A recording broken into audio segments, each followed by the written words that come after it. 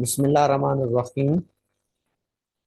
آج ہم دو اہم ریمیڈیز کے کمپیریزن ڈسکس کریں گے جو کہ بہت زیادہ کلینکل پریکٹس میں یوز ہوتی ہیں، ہومیوپیتھک پریکٹس میں، بیلاڈونا اور گلونینا۔ بیلاڈونا اور گلونائن، اس کا پورا نام گلونینم ہے۔ ایکچولی ان دو میڈیسنس کی سائن اینڈ سمٹمس بہت زیادہ آپس میں میچ کر رہے ہوتے ہیں، تو ہم ان بیسس پر ان کو انڈیویجولائز کریں گے، ان کو ڈفرینشیٹ کریں گے اور ان کا کمپیریزن کیا ہے، کس پوائنٹس پہ ایک ہومیوپیتھک فزیشینس کو بیلاڈونا پرسکرائب کرنی پڑتی ہے یا گلونائن پرسکرائب کرنی پڑتی ہے۔ گویا ہم پڑھتے ہیں بیلاڈونا ورسز گلونینم۔ سب سے پہلے ہمیں اس کا پورا نام یعنی فل نیم ہمیں پتہ ہونا چاہیے۔ ڈاکٹر صاحبان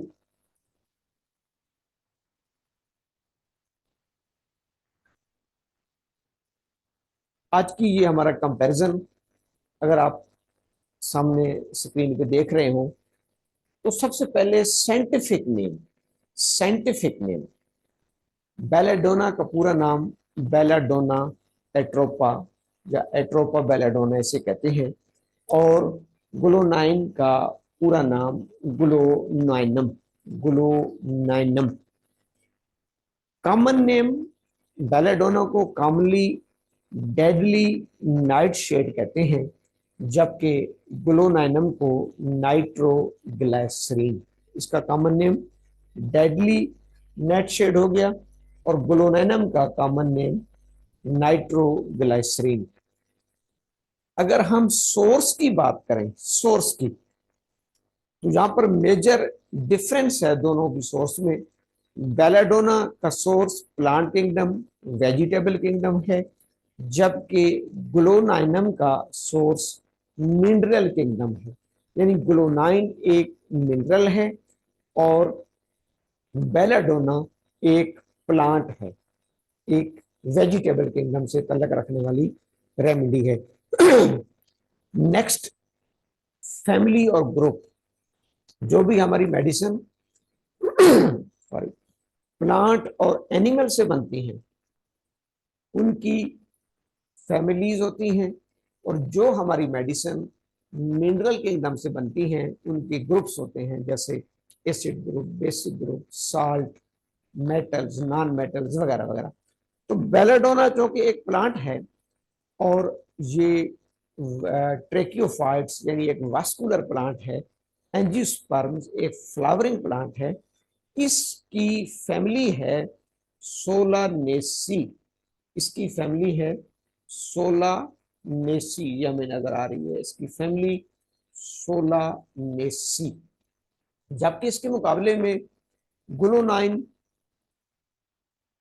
ایک وولیٹائل کمپاؤنڈ ہے، ایک وولیٹائل یعنی اڑنے والا کمپاؤنڈ ہے، جس کا فارمولا ہے C3H5NO3O3، C3H5NO3O3، یہ گلونائن کا فارمولا ہو گیا۔ نیکسٹ ہم آتے ہیں پروور پہ۔ تو بیلاڈونا کو ڈاکٹر ہانیمن نے پروو کیا ہے، بیلاڈونا کی پروونگ ڈاکٹر ہانیمن نے کی ہے، جبکہ گلونائن کی پروونگ ڈاکٹر سوبریرو نے 1847 میں کی۔ یعنی ایک کی پروونگ بیلاڈونا کی ڈاکٹر ہانیمن اور گلونائن کی ڈاکٹر سوبریرو نے 1847 میں پروو کیا۔ اس کے بعد ایک انتہائی اہم پوائنٹ جو ہمیں کلینکل پریکٹس میں ہماری مدد کرتا ہے، that is thermal relation. Thermal relation یہ ایک انڈیویجول پوائنٹ ہے جہاں پر ہم ریمیڈیز کو کلیئر کٹ ڈیوائڈ کرتے ہیں، کیونکہ جس طرح میڈیسنز کا تھرمل ریلیشن ہے इसी तरीके से हमारे पेशेंट का भी थर्मल रिलेशन है। डॉक्टर साहबान, belladonna is a very chilly remedy, very chilly patient. इसको कहा जाता है C3, C3+, यानी इंतहाई सीवियर चिली जिसे कहते हैं, C3+। बेलाडोना का पेशेंट इंतहाई सर्दी से इंतहाई सेंसिटिव होगा, जबकि यहां पर अब एक डिफरेंशिएशन पॉइंट आ गया जिस पे आप ये सिलेक्ट करना करेंगे कि बेलाडोना या ग्लोनाइन, अगर दोनों की अमूमी इलामात सेम आ रही हैं तो ग्लोनाइन हार्ट पेशेंट, ग्लोनाइन हार्ट पेशेंट, तो जाहिर है मरीज भी हमें, मोस्टली पेशेंट हमें भी ये बताते हैं कि मुझे सर्दी से ज़्यादा सेंसिटिविटी होती है या गर्मी से ज़्यादा सेंसिटिविटी होती है। तो यहाँ पर एक डिफ्रेंशिएशन पॉइंट आ जाएगा, belladonna is a severe chilly remedy C3+, while glonoinum is a moderately hot, इसमें C2 है, तकरीबन मॉडरेटली हॉट है। पहला डिफरेंस हो गया। दूसरा डिफरेंस बड़ा अहम है, बेलाडोना मोस्ट प्रोबेबली वर्क करती है right side of the body, ये राइट साइडेड रेमेडी है। बेलाडोना मोस्टली वर्क करती है राइट साइड पे, जबकि ग्लोनाइन लेफ्ट साइडेड रेमेडी है, लेफ्ट साइड पे काम करती है मोस्ट प्रोबेबली। इसलिए यहाँ पर भी हम थोड़ा सा इस पॉइंट से भी बेनिफिट उठाएंगे कि आया हमारा पेशेंट ज़्यादातर उसकी कंप्लेंट्स राइट साइडेड की आ रही हैं या लेफ्ट साइडेड की। तो इस पॉइंट्स पे भी हम दोनों मेडिसिन को डिफ्रेंशिएट कर सकते हैं। एक थर्मल रिलेशन पे हम डिफ्रेंशिएट करेंगे, दूसरा हम इसको बॉडी साइड पे डिफ्रेंशिएट करेंगे, राइट और लेफ्ट। जस्ट मालूमात के लिए, बेलाडोना का जो केमिकल कंस्टिट्यूएंट्स है that is atropine and hyoscine. Belladonna के केमिकल कंस्टिट्यूएंट्स एट्रोपिन और हायोसाइनिन होते हैं, जबकि ग्लोनाइन के ग्लाइसरीनियस नाइट्रेट, ग्लाइसरीनियस नाइट्रेट ये केमिकल पाया जाता है इसमें, ग्लोनाइन में ग्लाइसरीन और नाइट्रेट, ग्लाइसरीनियस नाइट्रेट, जबकि बेलाडोना के पौधे के एक्सट्रैक्ट में हमें एट्रोपिन और हायोसाइनिन मेन केमिकल कंस्टिट्यूएंट्स मिलते हैं। इसके बाद जब हम म्याज़मेटिक बैकग्राउंड पे आएंगे तो psora is highly psoric belladonna is highly psoric, belladonna is highly psoric, triple+, highly psoric, highly psoric, जबकि ग्लोनाइन सोरोसाइकोटिक, इसमें सोराम्याज्म मॉडरेटली पाया जाता है, 2+ है, और 1+ साइकोसिस, थोड़ा सा साइकोटिक म्याज्म, इसको कहते हैं सोरोसाइकोसिस, सोरोसाइकोसिस, जबकि belladonna is highly psoric, highly सोरिक। यहाँ पर हमें समझ आ गई कि हमारी मेडिसिन कैसे डिफ्रेंशिएट कर रही होती हैं। तो इसमें हम थर्मल रिलेशन को, उसके बाद बॉडी साइड को, और उसके बाद हम म्याज्म के हवाले से इसको डिफ्रेंशिएट करेंगे। इस पहली इंट्रोडक्शन में हमें बोटेनिकल पूरा साइंटिफिक नेम, इनकी कॉमन नेम क्या है, दोनों की सोर्स का फर्क है, सोर्स को भी ध्यान में रखना पड़ता है कि मैं पेशेंट्स को प्लांट दे रहा हूँ, एनिमल दे रहा हूँ, नोसोड दे रहा हूँ, सार्कोड दे रहा हूँ, इम्पॉन्ड्रिएबल्स दे रहा हूँ या मिनरल्स दे रहा हूँ। तो belladonna vegetable kingdom, glonoinum mineral kingdom. फिर फैमिली और फार्मूला आ गया, केमिकल कंपाउंड है, प्रूवर दोनों के डिफरेंट हो गए। फिर अहम तरीन पॉइंट थर्मल रिलेशन है, एक हाईली चिली है, एक मॉडरेट हॉट है, राइट साइडेड है, लेफ्ट साइडेड है, दोनों के केमिकल कंस्टिट्यूएंट्स आ गए। इसके बाद हम म्याज़मेटिक बैकग्राउंड, नेक्स्ट हम जब इसकी उस पर जाएंगे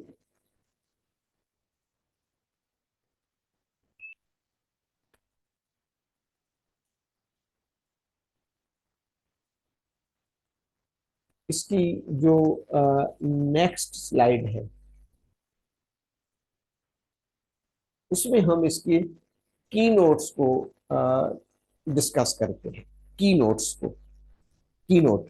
अब की नोट में आप देख रहे हैं कि बेलाडोना में surging of blood to the head and face, surging of blood to the head and face, जबकि ग्लोनाइनम में surging of blood to the head and heart, glonoinum में हेड और हार्ट की तरफ रश ऑफ ब्लड होता है, बेलाडोनम में head और फेस की तरफ, जिसमें हम कहते हैं कि सर गर्म और हाथ ठंडे, रश ऑफ ब्लड हाइपरीमिया होगा हेड एंड फेस, जबकि ग्लोनाइनम में सर्जिंग ऑफ ब्लड होगी हेड एंड हार्ट। दूसरी की नोट, दोनों में वायलेंट सडन अटैक पाया जाता है, लेकिन बेलाडोना में पेशेंट्स वायलेंट डिलीरियम में जाता है, वांट्स टू बाइट यानी काटना चाहता है, स्पिट, स्ट्राइक, टीयर, थिंग, ऐसी चीजें, शोर बहुत ज्यादा करेगा, बुड़बुड़ाएगा, वायलेंट डिलीरियम में चला जाएगा। ग्लोनाइन का पेशेंट बेलाडोना से कहीं ज्यादा डिलीरियम में जाता है और patient has a confusion of ideas, loss of sensation of location. ग्लोनाइन का पेशेंट इस हद तक उसमें हाइपरीमिया होता है और वायलेंट अटैक होता है कि वो अपनी लोकेशन की सेंसेशन को भी खो बैठता है, यानी he loses his way, can not tell where he is, तो ये भी नहीं उसको पता होता कि वो इस वक्त कहाँ है। दोनों की सिवियरिटी देखें, बेलाडोना में डिलीरियम आएगा, वायलेंसी आएगी, बाइट करेगा, शोर करेगा, बुड़बुड़ाएगा, ये चीजें सारी होंगी, लेकिन ग्लोनाइनम में इस हद तक, इससे अगली स्टेज में चला जाएगा, वो अपनी सेंसेशंस और सेंसेस को भी खो बैठता है, confusion of ideas, he loses his way, cannot tell where he is, cannot find his room, मुझे भी नहीं पता होता कि मेरा अपना कमरा कौन सा है, मैं किधर हूँ, मैंने कहाँ जाना है, यानी जैसे बिल्कुल कहते हैं माउफ किस्म का। बेलाडोना एक्ट्स करता है upon nerves, acts upon nerves, producing general hyperaesthesia, तमाम सेंसेस को हाइपर कर देगा, acts upon nerves producing general hyperaesthesia, special senses सारे बहुत ज्यादा सेंसिटिव हो जाएंगे, जबकि ग्लोनाइन में वो फेमिलियर थिंग सीम स्ट्रेंज, वो मैंने कहा इतनी कंफ्यूजन होगी कि वो अपनी जो उसकी फेमिलियर चीजें होती हैं, फेमिलियर थिंग्स होती हैं, उनको भी वो भूल जाएगा कि वो कहाँ है, किधर है, अनकॉन्शियसनेस की स्टेट उसकी आ जाएगी।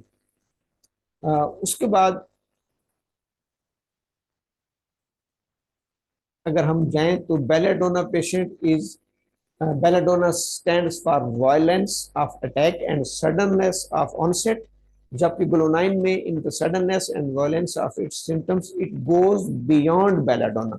बस यहाँ पर यह है कि बेलाडोना में भी वायलेंस और सडननेस अटैक होगा, लेकिन ग्लोनाइन उससे एक स्टेप आगे है, एक दर्जे आगे है, बियॉन्ड द बेलाडोना। बेलाडोना का पेशेंट चिली होगा, सेंसिटिव होगा और वो बेटर महसूस करेगा अपने आप को जब वो किसी कमरे में जाएगा, कमरे में रैप्ड अप होगा, बेहतर महसूस करेगा।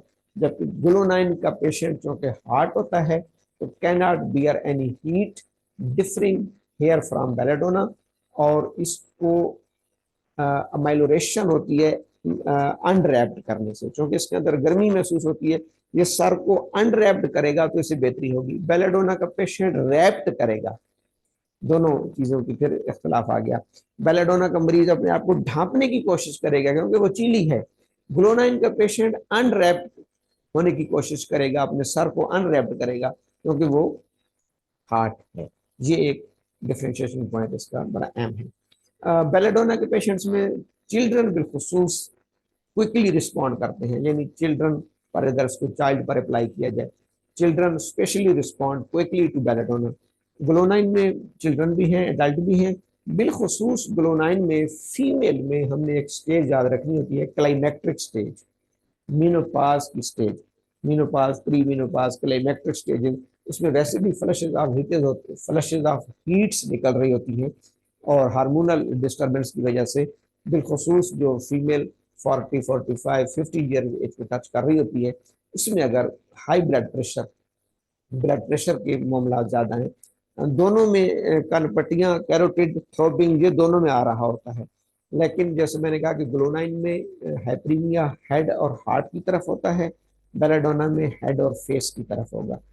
اب اس میں جو گلونائن ہے اس میں اگر کلائمیکٹرک سٹیج پہ یعنی مینوپاز سٹیج پہ اگر کسی خاتون کا بلڈ پریشر ریز ہوتا ہے تو اس میں ہم اس کو گلونائن دیں گے۔